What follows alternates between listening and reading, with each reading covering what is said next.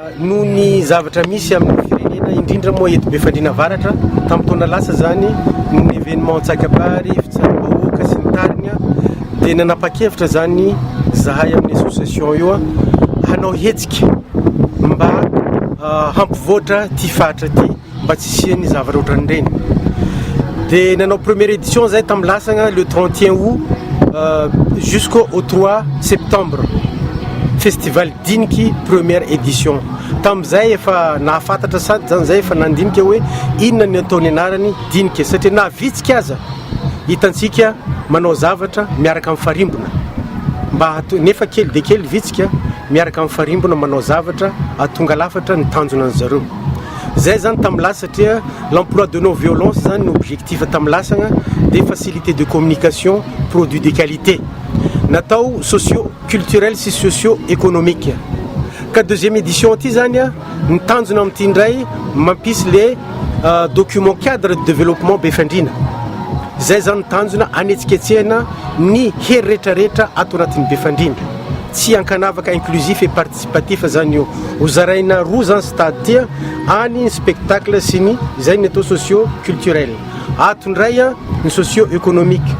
Ny participer dôly satria efa nanatona ny microfinance, Sekiam, Prospere sy ny reo partenaire rehetrarehetra reo. Ny star moa tsy zoina amintsika fa efa vonona koa zareo amin'izay. Ka betsaka ma efa vonona ny mpanao asa tanana, ny produits de qualité indrindra moa eto a Befandriana Avaratra raha mijery anareo io montagne io zany ny reflet ny vent chaud et froid izay mametraka les synthèses chlorophylliennes au niveau ni plante zany. Ka zay mahatonga les qualités taux de vanilline ao anatin'ny vanille anankiray de tena ambony be eto. Eto anao mahita agnanambo zany ny 12-15 gousses hitanareo any fa eto mahita 25 à 30 gousses ao amin'ny lakoro koa fa misy sahady. Teto zany nanaovana expérimentation teto tamin'ny Alikombo zay tonga any amin'ny Marovoay. Teto nanaovana expérimentation voalohany noho ny fahatsarany microclimat eto. Teto nanaovana ny orange hitantsika zao lasa orange Israël. Avant ny nandefasana izy tany Morondava de teto nanaovana expérimentation ny orange lasa orange rue de Madagascar izy ta Morondava.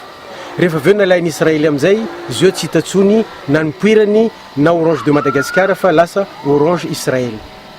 Ka zay zavatra zay potentialité ananany ty fatra ty de tena tsy tapesipeseny. Eo koa moa le chrome sy ny tariny ary mampiantso atsika mpitondra fanjakana rehetrarehetra mba misy le fitrandrana chrome ary fa hitanay lalanao fa magnamboatra de fa zava-dehibe zany zay. Ka tous les produits de qualité zany hitantsika eto ary zany natonga zahay handinika hanao le socio-économique eto an-toerana ary hanao socio-culturel mba antonana ny vahoaka na eto an-toerana na avy any lavitra mba hijery handinika hampivoarana Befandriana sy ny firenena Madagasikara.